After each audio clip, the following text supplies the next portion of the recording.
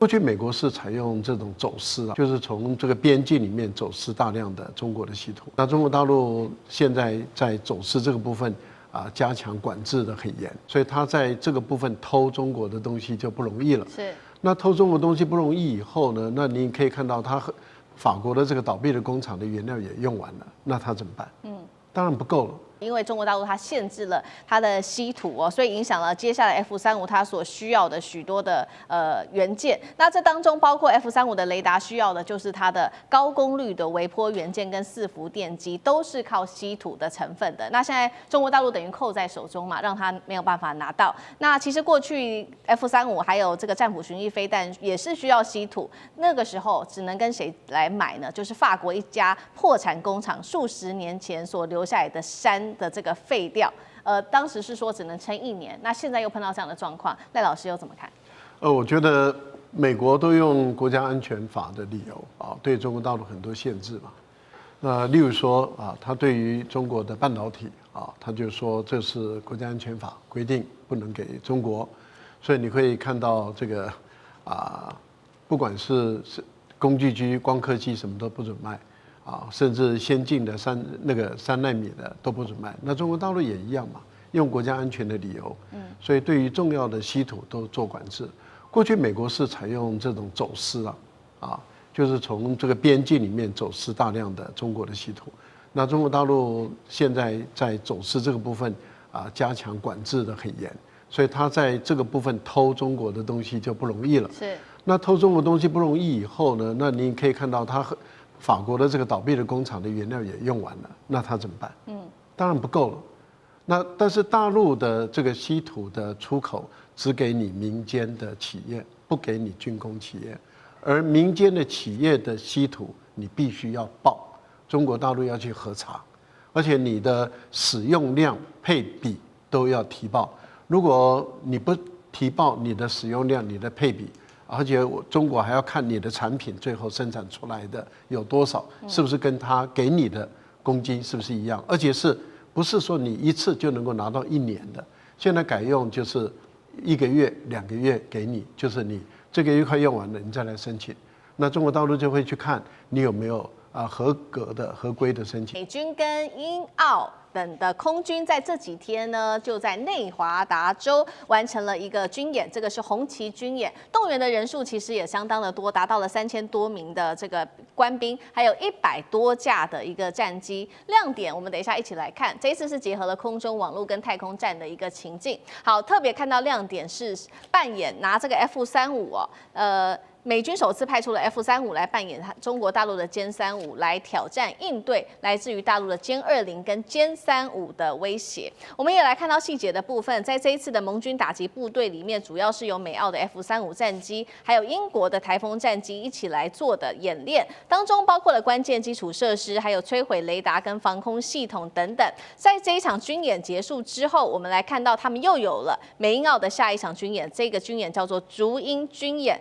地点也不同了，移师到了东太平洋，参与人数更是非常多，超过了1万人。所以节目一开始特别请教委员怎么看了 F35为什么这个时候要办歼35，能够完整的模拟中国大陆的5代机吗？今天也就中美的5代机来做一个较量，委员怎么看？每一种空军的演习啊，这个找自己的战斗机来模拟对方的战斗机，这是常态的工作啊。因为你基本上你美军手上也没有什么歼35啊、歼20啊，然后中国空军手上也没有 F35啊，也没有F22都没有哈，所以一定要找自己的战机来模拟。可是你要了解到哈，尽管是第5代的战机，不可能有两个飞机哦，它的功能完全一样，不可能，就因为2个设计理念各方面不太一样哈。比如说那个对这个歼35比较强调制空，然后 F35比较强调空中的这种感测平台，2个功能设计那各有优缺点，没有说这个谁好谁坏的问题。好，所以这个对于这个F35哈，它拿来模拟这个歼35，只能模拟一部分，有一部分还要找那个F16来补充。如果进展进站的时候，F-22进站不行了，对，进站的时候也要去这个模拟，一样的，这个中国的解放军哈，如果要来这个对跟 F-35来对战的话，他也一样的，他可能也要找那个自己的歼20是吧哈，来模拟 F-35，可是光这样不够，因为性能上没有办法完全画上等号，所以有些地方他用歼16，甚至有些地方用比较近战也要用歼10C，好，这个是一个很常态，所以说你光用这个 F-35就要完全模拟歼35，不可能，能够像个80%就不错了啊，或者搞不好80%都没有啊，搞不好像个60%、70%，那你剩下这一步应该怎么办啊？搞不好还要找那个 F-16来弥补啊，哈，比如说像那演员演到一半啊，这个要跳下去找个替身上场，然后这个类似这种情形都会有哈，所以他演习科目很多了哈。那没有一种飞机完全不能模拟，可以，但是没有一种飞机可以完全模拟到跟对方一模一样，那也不可能。所以这两个就是要看演习科目、作战场域，好，还有真的是目的是你要在抢空域制空，还是说你要去攻击后面更远的这个目标要突穿所以每一个演习科目不一样，可能要找那个不同的这个机型来模拟，因为很有趣说这些战斗机的机型大部分各有它的特点。那说有些特点，我这个特点跟你那个机型的特点某个很像，那比如说我机动能力，那 F-35机动能力都不行了，那可是 F-22的机动能力又比较强，所以这个东西都是组合式的，所以扮演这个算是 OK 啦，但是大概60%多而已吧。好，这个是在美军上面的布局，美军战机的布局。那其实现在也被发现说，美军现在战机上面是不是有它的一个缺点呢？因为呢，这个是军工体系部分交付的 F-35被发现没有装有源相控阵雷达。那这个主要的原因就是因为洛克希德马丁是用这个配重块来顶替雷达，硬交给了军方。现在根据了解呢，如果在使用这种配重块之下，在高强度的电子战之下，其实会有这个致命的弱点，就是会让作战风险升高，后续的维修负担也会更加重，是这样吗？厉将军怎么看？我想说有图有真相哈，我给各位看一下这个图，这个美军居然干出这种糗事哈，这比印度还糗哈，印度已经够糗了，各位可以看一下哈，它确实在机头应该装雷达这个地方，装了跟哑铃一样的配重块，头尾这个地方我们可以看到哈，这有图有真相。是。那为什么会有这种情形发生呢？这批的 F-35战机是洛克希德马丁生产的第17批的战机，按理是最新出来的战机。那它整个作战系统叫 Block 4第4代，对不对？所以以前它在这上面装了雷达，叫做 APG 81这款的雷达。那这款雷达是旧式的雷达，它的用的元素是砷化镓这个氰化镓这种系统。那这次来讲的话它升级 Block 4以后，它用的雷达叫 APG 85这款有源震控相位雷达。那它用的原料叫做氮化镓我们说这个讲到氮化镓，可能大家就了解了。对，镓锗其实它不是稀土，可是也是中国提供卖给美国的稀有的金属元素。那它没有这个元素之后，它就没有办法做出 AGP 85这款雷达。可是我整个系统都已经设计了，那我这个雷达我就没办法装上去。因为整个战机的所有作战系统一定是跟雷达联动在一起的嘛。当你没有这个雷达系统的话，这个系统不一样，那你飞行员上面的动态感知的状况都会不一样。好，那这种状况下，大家就问说，那可不可以把旧款的雷达装上去？就还是装原来81？不行因为原来那个雷达整个这个系统都已经改变了，你必须就是要装上这款雷达才能够作用。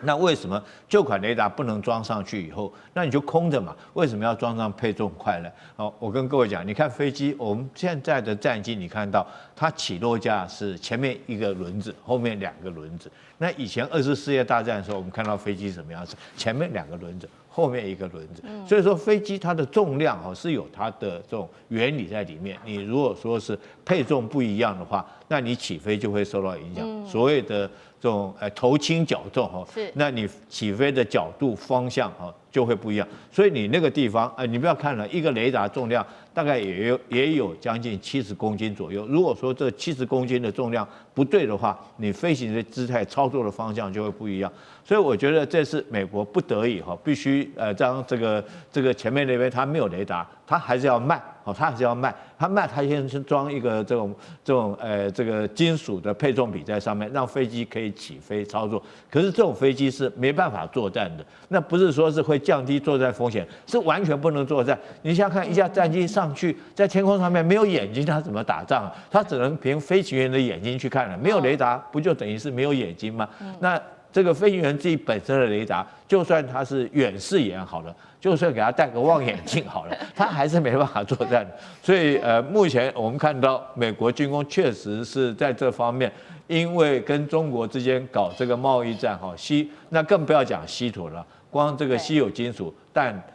加这几种东西哈，就把美国军工卡得死死，然后让美国的这个军火业做出这么丢脸的动作，用配重块，那真的是全世界当作笑话在看。好，现在这个 F-35使用这配重块，根据了解也是因为它的这个供应链的生产没有办法跟上。那另外一个原因就是刚刚其实将军也特别提到了，今天特别先来看到几款来自于大陆的战机。首先是在8-1飞行表演队驾驶的歼10C，它直接是在空中，当时拉出了一个高弓角的机动，完成了近乎实战等级的战术动作，让大家非常的惊艳。这是针对歼10C。再来歼35A 也有很好的表现，它站上了 C 位，对外释放大陆的5代半战机成型的一个讯号。再来看到的是枭龙战机，因为它低成本而且高可靠性的风评，让许多的国家跟着抢购。现在根据了解，已经有5个国家都已经下订单了，当中包括了伊拉克、孟加拉、印尼、沙烏地阿拉伯以及利比亚等等的国家都在排队要下订单。再来，刚刚我们有特别提到的，除了大陆的战机我们做关注之外，就是印度的光辉战机了。其实从1983年代开始，它已经出现时间超过了43年，但是大家还记得吗？当时在去年的时候，杜拜航展上面它坠毁哦，所以它今年的阅兵其实没有出现。那么现在也发现了它的产线跟不上，供应链跟不上等等的问题，所以现在可以看出来2个完全不同的一个状况。所以节目一开始特别请教干哥怎么看呢？歼10C这一次完成的这个高难度的一个动作秀的是什么？那我们也关心歼10C跟歼35A 枭龙它的性能对于中国大陆接下来军武它的扩大出口外销有实质的帮助吗？好，歼10C它本来就是一种讲究空中机动的高性能战机啊，它虽然不是最先进，也不是最强大的，但是它在于这个低空的1对1的对战之中，其实它是讨得到很多便宜的。这就是为什么去年的印巴战争之中，歼10我们能够理解是巴基斯坦的歼10打下了那个法制的标风战机。那这次8-1飞行表演队在新加坡进行的那个是最难的项目，叫什么？叫6机编队横滚，6架飞机一起编队，然后横着，但是一定有定向角度跟时间的。长机一声令下，跟着一起转，一起滚。最难的是长机要从后面去追这5架，追到最前面，所以他要用最大的半径，然后能够追到最前面去。所以大家就知道6机编队横滚，听起来就大家一起滚就好了嘛？不是，长机要从后面追上去。这5架飞机不能乱，所以你要知道飞机跟飞机之间的间隙距离，那个是在训练之中，只要有1架不注意的话，全队就毁了。而且它还会面临很多问题，就是说你像我刚才讲的，因为它在密集编队的这6架飞机要编队是比5机、4机或双机要来的密，来的密就会碰到什么？会碰到尾流的问题。尾流是每一架飞机都会碰到前面那架飞机的尾流。我们在搭客机的时候也会发生，前面那架客机它还没有升空，你就准备要上去的时候，你会被它的尾流影响，严重的话你会坠毁，甚至爬不上去。那战斗机更可怕了，为什么？因为这么接近，它如果尾流去干扰到你的话，有时候轻你会脱离编队，重的话你会坠毁。所以尾流问题还有什么环境因素？什么叫环境因素？因为在新加坡从海上飞过去表演，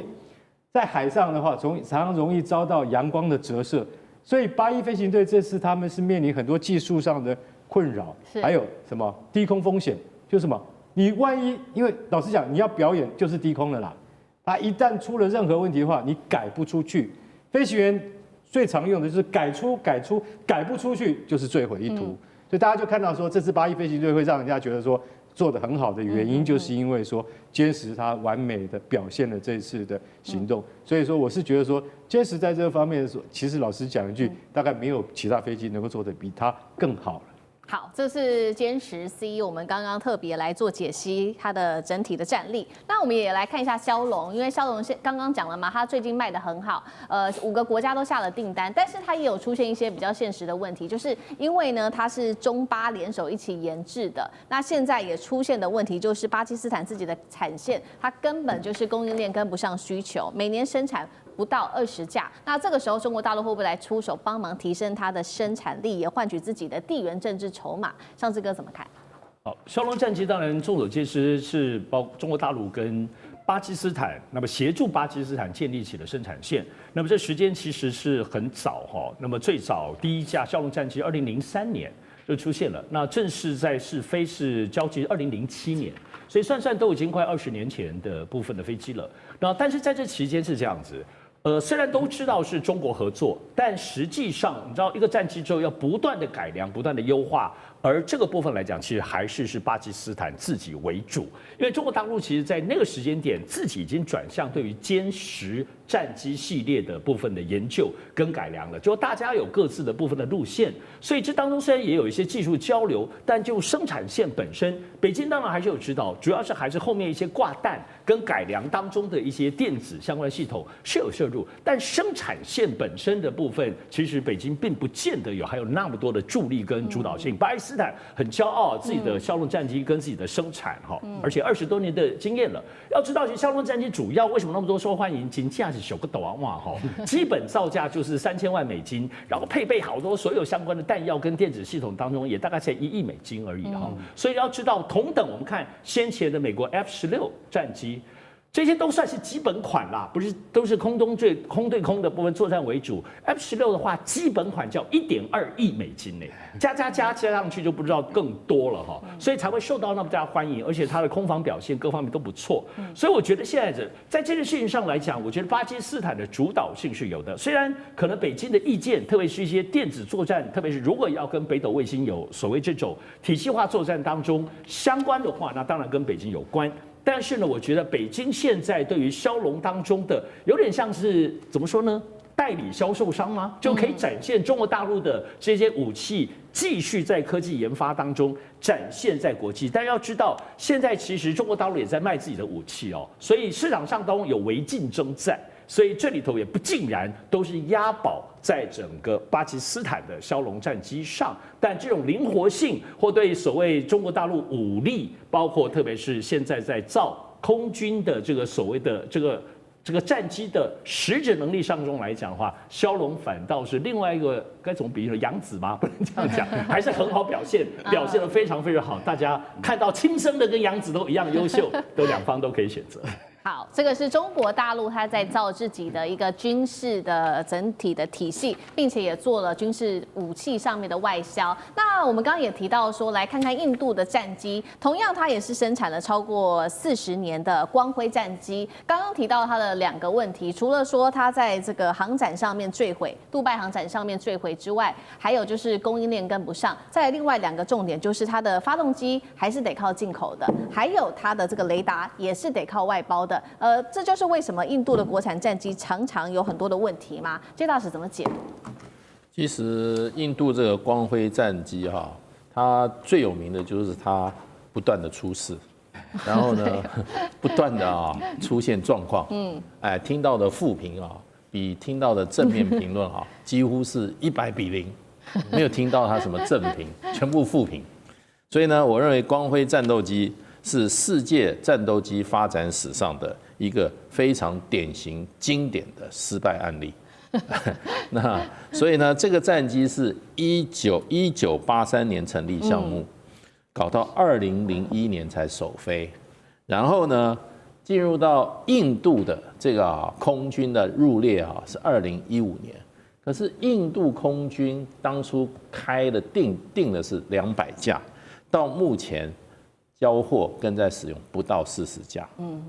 所以印度空军应该是光辉战机的这个最捧场的客户。可是呢，印度空军现在使用的是这个标风跟苏30，他们不愿意用，原因是什么？不管任何原因，告诉你就是不愿意用。不愿意用的原因，我是飞行员，我天天飞一架那个常常会坠毁可能机件故障飞机，你不开玩笑吗？我今天我是飞行员的话，我绝对不会为拿我的生命开玩笑。所以常常很多自己国家发展出来的战斗机很多国家发展出来，最后都是本国飞行员不愿意飞，才让这个飞机最后就怎么样无疾而终。我们也知道还有一些对。那这个飞机问题在哪里呢？有7大问题。第一个，发动机到目前依赖进口，它是用美国奇异公司的发动机，它曾经自己想发展失败。现在根本就没有想要自己制造。前一阵子，这个美国跟这个印度讲说我可以技术转移，我甚至把机翼帮你生产这个光辉战斗机引擎的那个厂放到印度，印度就已经谢天谢地了，哇，对美国感恩戴德，就是它一个战斗机心脏是不是自己做？第二个，它的基本上载弹量跟它的这个航程都不足。为什么不足？航程作战半径只有500公里。载弹量只有4吨，太少了。因为这个飞机当时定位的就是属于轻型单发多用途的，它本身的这个只有13.5吨，所以这个飞机现在这个人家讲说，这个飞机是怎么样？就是说还没有到达技术成熟，就已经面临过时。这个尴尬的一架飞机，是你搞了40几年，你都不成熟，可是问题人家飞机已经好几代出来了，你已经过时了，所以这是它一个很尴尬的。第二个，电子系统它都是什么杂牌货，拼装的，整合起来有困难，也是造成它的故障率比较高的原因。还有就是生产速度很慢，1年只能生产16架。还有呢，印度空军不捧场，然后呢，国际竞争力不足。这么烂的飞机，一架要卖到4500到6000万美元。对，然后呢，用户反应负面，所以这个飞机找不到什么优点。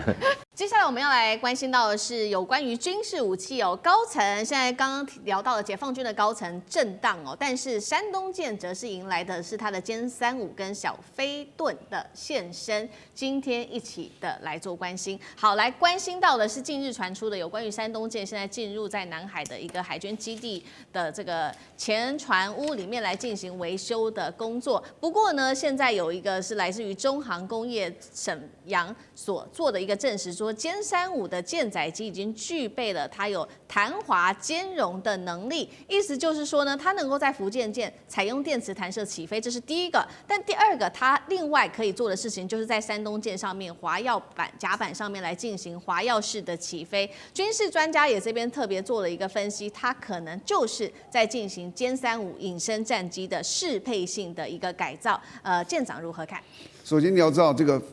飞机从这个叫做什么航母上面弹起来的，它的决定的是什么？就是我这架飞机，我的翼面积这么大，我要到达这个速度，这个空气能够支撑我起来，这是它的一个重点。那这中间两个就是第一个，你跑多快；对，第二个你的翼面积多大。你去看，因为开始设计可能认为歼35是没有办法在滑跳着起来的，一定要底下拉一个那个叫做弹射的蒸汽弹射也好，电磁弹射也好，有一个瞬间就给它加速。但是这个如果山东舰你说我们改成这个有一个这种弹射的话，那是做梦。那你干脆重造一套，它整个是8前，你以为只有上面一个像橡皮筋弹的，它整个肚子里面全都要跟着改，所以这是不可能。所以只有可能就是说，歼35是不是可以从滑跳上面，在比较其他的，就是推力少一点状况下起来呢？我仔细研究一下是有可能的。为什么？第一个，你看啊，F35是没办法的哦。对。F-35只有1台引擎，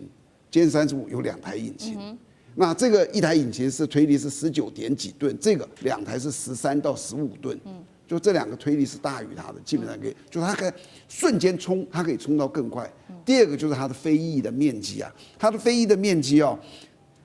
，F-35是43平方米，歼35就中国这个歼35是62平方米，所以当我有这么大的一个东西支撑的时候，好比说我的速度在时速300公里，我就能够撑起来。F-35可能要到360公里才能够撑起来，因为它的翼比较小。所以从这2个比较之后，我相信经过他们的计算也好，或是实际上可能跑了一次，发觉真的可以。那就因为一开始你不必到这个船上去试，它都有一个陆地的一个基地，就在那里试。起来万一没有飞起来，那至少还在陆地，还可以再降下去。到海上去，他觉得他是可以，所以他就这样想说：我们是不是叫这个山东舰上也让歼35上去？那歼35上去，你知道那个是完全不一样的概念。为什么？因为航母就是海上的移动机场，不是航母多厉害，航母根本没用啊，是那个飞机多厉害。那以前的是非隐形的，那你一飞起来，人家就看到了。那现在你换了一个隐形的，飞起来很远看不到，飞到很近你才看得到。这个时候它打击力就可以距离目标很近，叫做进阶的支援打击，所以它的战力会提升的。但是它重点都跟山东舰的关系不大。山东舰要不要做一些改变？它的技术维修，因为不同的飞机上去，你要有技术维修的人，要有那些装备，要有那些后勤料配件，它在这里其实没有什么大的改变。好，我们刚刚看到是解放军在这个海空上面战力上面的提升，那空中的战力其实还有另外的提升，就是有关于等一下请干哥带我们来看到的是霹雳16这个小飞棍的这种飞弹，能够为歼20带来这个战力有多大的提升？等一下请干哥来带我们看，因为呢我们现在来看到是解放军最新，它有一个官宣的影片是在庆祝歼20首飞15周年。那从这个影片上面可以特别来关注到，我们也列出来说它的一些性能，包括它有一枚的外形极度平直，看不到传统弹翼的一个空对空飞弹，那大家就把它军迷啦，把它取名叫做小飞棍。所以香港的01这个媒体也特别做了分析，他们认为这个小飞棍就是大家熟知已久的霹雳16吗？来看一下，稍微看一下它的小档案。霹雳16，请导播来 take 一下哦，它的射程突破300公里，能够使歼20得以在这种超音速巡航之下，对敌方的预警机、空中加油机等高价值的目标实施远距离的打击。那它的主弹舱的部分，歼20可以做多大的提升？原本它只能挂4枚的霹雳15，未来可以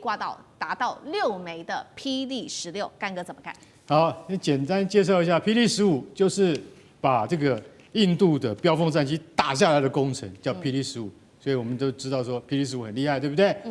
不过歼20只能够带4枚啊。那其实老实讲一句，那在美国的 F-22啊，因为他们2个是空中的假想对抗者 ，F-22跟歼202个要对抗。那如果歼20你只能够带4枚性能非常好的霹雳15，那但是这个美国的 F-22它可以带6枚的 AIM-120，也就是先进中程防空那个空对空飞弹。那这样子的话，那所以才会衍生出我们是不是要发展另外一种飞弹？那这种飞弹呢，我们可以装进6枚。它的技术在哪里？它的技术就是我不要飞翼了，我不要飞弹的弹翼，把这个弹翼，大家要知道，弹翼在整枚飞弹的中间会有4片弹翼，尾部也有4片弹翼。你把它都收起来的话，那我的弹仓是不是就可以放进更多飞弹？对。那我没有弹翼之后，我要怎么攻击呢？因为大家要知道，飞弹在开始发射阶段的时候，它初速是2倍音速，到最后决战急杀的时候，它可能到4到5倍音速。你没有弹翼哈，那我可以跟你讲，你的流体力学就不见了。这飞弹要怎么攻击啊？结果他们现在说没有，现在已经有划时代的向量推力喷嘴技术。也就是说，这个歼16是使用向量推力的喷嘴，可以改变方向，然后再过载，就是说它过载已经超过它本身所能够，简单讲一下，就是机力已经超过它自己飞弹本身能够承载的负荷的极限，没关系，由电脑来解决。大家听到这边有一点已经像星际大战了，像科幻小说了，对不对？我告诉各位，电脑做得到。所以我一直在看这个PD-16啊，我心里就在想，都没有弹翼啊，美国人搞过，结果是什么？失败。你现在真的 PD-16，你真的要做没有弹翼的飞弹吗？而且它的攻击模式是什么？你知道？它既然可以打300公里，这个我更惊讶。300公里有多远？大家知道吗？类似像以前美国的最厉害的 F-14身上带的凤凰飞弹都没有打那么远，你可以打到300公里。他说他采用的方式是什么？他的采用的方式就是，他在飞到中间一半的时候，他会熄火关掉，到最后剩下20公里重新点火再打。我觉得那个现在我想起来的话，这可能会比星际大战的飞弹还要厉害。所以大家就想到 PD-16如果真的有这么厉害的话，它如果真的能够装上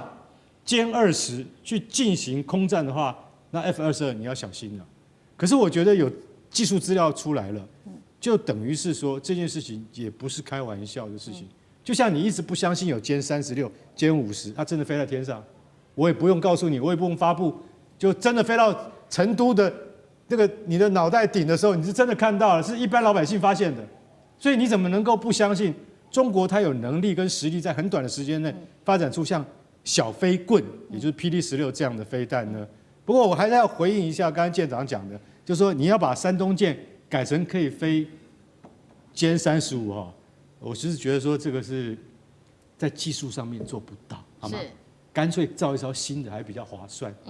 因为山东舰跟辽宁舰都没有电磁弹射，所以它们的功能是一定的。那自从福建舰有了电磁弹射之后，它后面都会是电磁弹射，它的飞机才能够满载。满载很重要，没有满载怎么打仗？所以你必须要把福建舰，你必须要把辽宁舰跟山东舰看作是它进阶的一个过程。如果你现在去改山东舰，让它可以飞歼35的话，那个叫什么？那叫强人所难，不要做这种事情。我相信，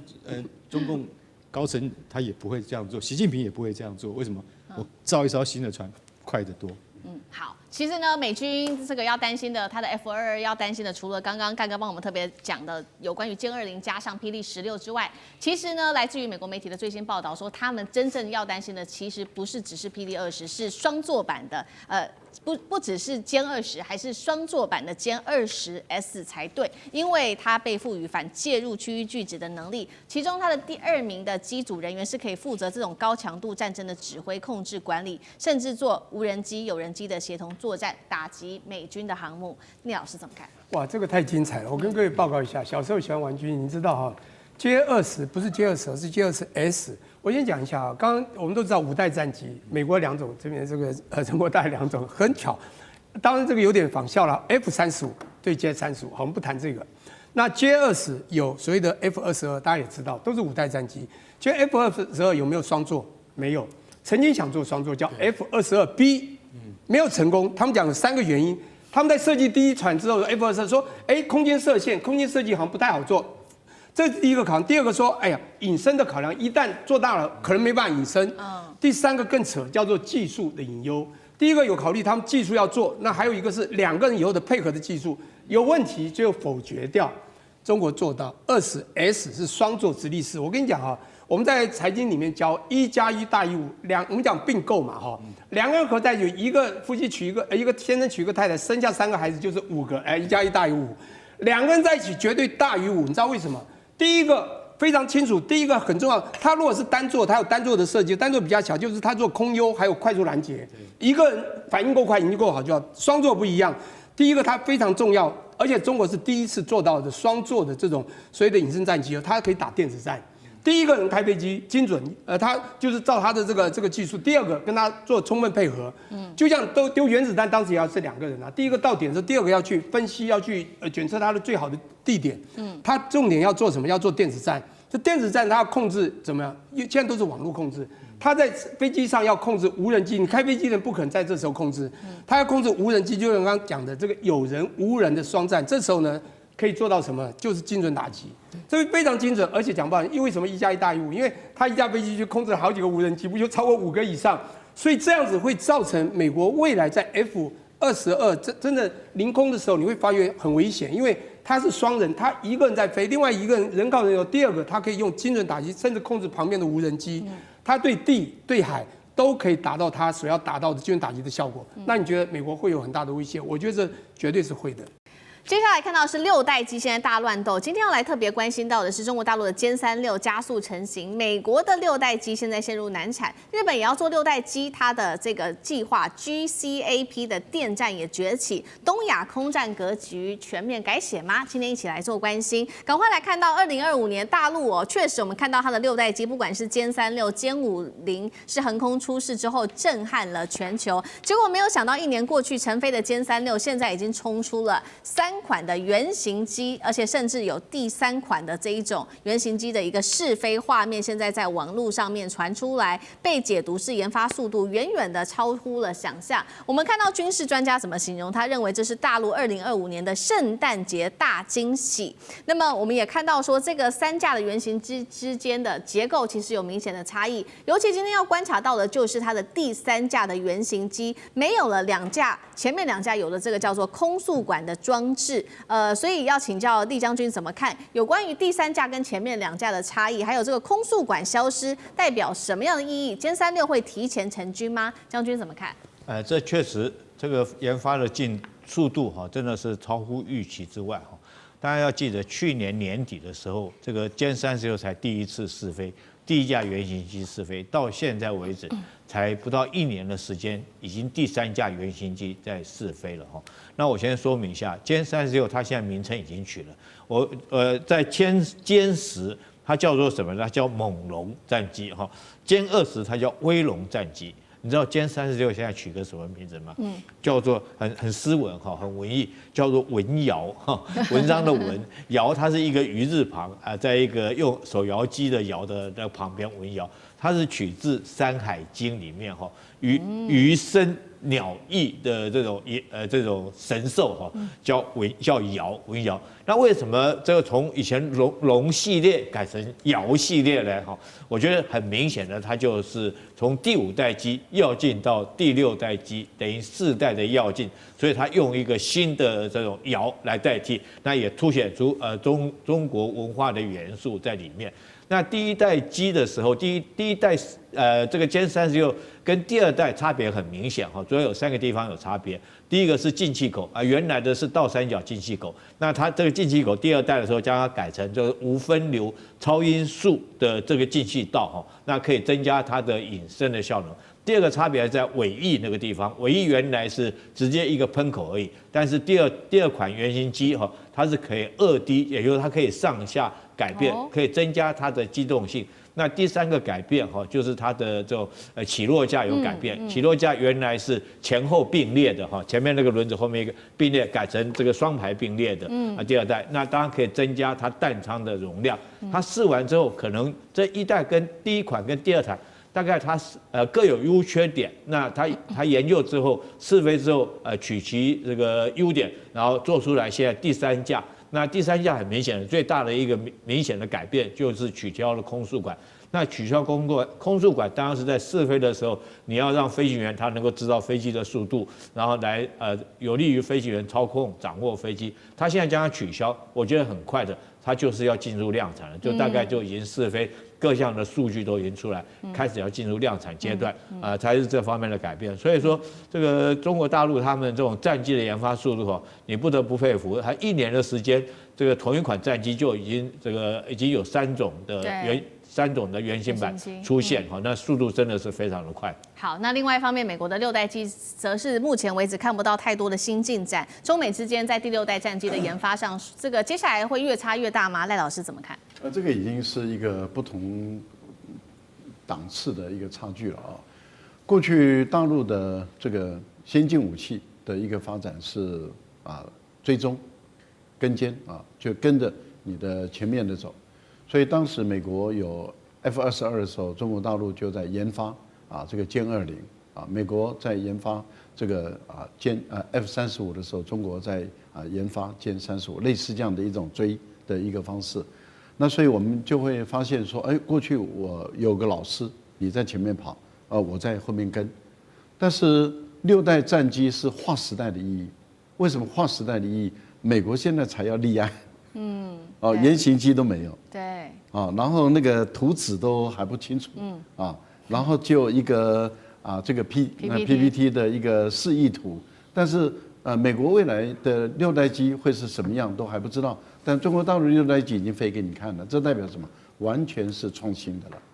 那也就是说，中国大陆在6代机这个部分已经遥遥领先美国了，这是第一步。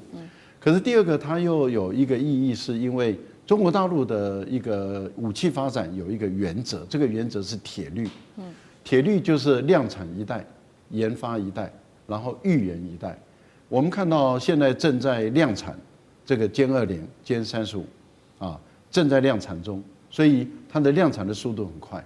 那一般来讲，这个歼20会用20年左右。所以当它在量产歼20的时候，它的预研的就是6代机，目前来讲研发的就是6代机，6代机原型机已经出来了。那预研一代的意思，也就是说7代机已经立案了，已经在研究室里面，这些研究员已经在思考这第7代战机是要一个什么样的形态的一个战机。所以当这个十几20年后，这个歼20这个要结束了。一般来讲，我们看到歼20当时在试飞的时候，大概用了8年、10年的时间，8架原型机在不同的档次试飞。那现在歼20已经在服役了，在量产了，所以6代机很有可能在5、6年左右，它会开始进入量产。然后因为它还要经过各种不同的场域、高原，然后热带很多地方，它都要做试飞，然后在最后要做定型、定装，然后等到6代机要出来的时候，其实已经是第8代机，也已经是在预研的阶段了。那你想，现在美国才是对，美国现在还在图纸，对，那已经被中国大陆甩在后面了，中国大陆已经后面看不到人了，这个差太远了。好，这个是中美之间第6代战机的一个巨大差距。那日本呢也说要做这个6代战机，防卫大臣这个是他特别讲的，说他们这个计划叫做全球空战计划 GCAP。加上英国跟意大利一起来做，锁定是2035年服役，2030年首飞。它配备的东西，带观众朋友稍微了解一下小档案。全新的多功能射频系统，数据量是 F2雷达的1万倍，频宽处理强，不只能够搜索锁定，还能做电站干扰、通信、目标获取，把数据转为战场上面的主要武器。委员怎么看 ？GCAP 如果翻译做全球战斗空间计划。是蛮适合的，因为它本身不是一个战机的名字，它是从以前日本的 FX 所发展出来的，或者 F2 所发展出来的。问题是，它这个顶多就是5代半的战机而已。它想要跟中国大陆的歼20比，似乎全球都认为技术上还差那么一点点，这档次差那么一点点啊。那他讲了很多了，他除了刚才讲的他说他的深度逆中不是一般的逆中，可以对雷达、红外线、电磁波进行逆中。我听了都晕倒，哪一个5代战机不是这样子？好不好？深度就深度了哈。然后他用次世代的引擎，推力非常高，然后发电能力非常强。但是怎么算哦？它的飞行最高的音速，大概而已，就是超音速一点点而已，就是不能跟大陆很多战机都快了2倍音速，不太一样哈。好，那有趣的是哈，很多的优点，非常的豪华。也非常的贵，比 F-35还要贵哈。那贵也就算了，反正这是日本、英国、意大利3个国家来的哈。